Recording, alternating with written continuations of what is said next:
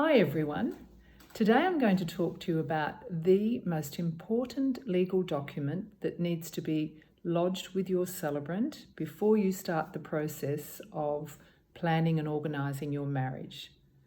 Now I'm talking about the Notice of Intention to Marry, or the shortened version of that is the NOIM. This is a legal document which is actually submitted with the rest of your legal documents after your celebrant has married you. Okay, so this document needs to be completed between 1 and 18 months before you marry.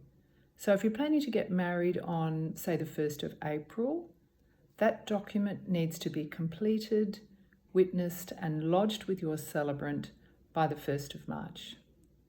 There are exceptions to the rule, but it's not easy to obtain an exception, what we call a shortening of time. In certain situations where people are very unwell or there's overseas travel required, the shortening of time may be considered. Okay, so the next important thing to remember about your notice of intent to marry is that when you're doing this and you're lodging this and having it witnessed by your celebrant, you'll need to provide identification, photo identification specifically. So that can be in the form of your passport, as long as it's not cancelled. It can be an expired passport, but it mustn't be a cancelled passport, or your birth certificate. Now, if you just have the birth certificate and not the passport, then you'll need to provide a driver's license, a valid driver's license with a photo.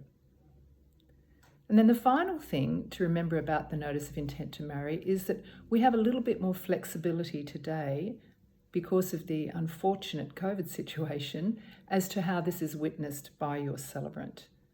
For the short term, the government has given permission for witnessing to happen over visual electronic platforms. So obviously we're talking about Zoom, Skype, FaceTime, whatever you and your celebrant are comfortable with. So this generally obviously makes it much easier for people, in our current environment. So that's 3 things for you to remember. Not difficult, just remember that you need to get that notice of intent to marry in as soon as possible, that you'll have to provide photo ID, and that if you can't see your celebrant in person, you can certainly have everything witnessed and everything set into place electronically.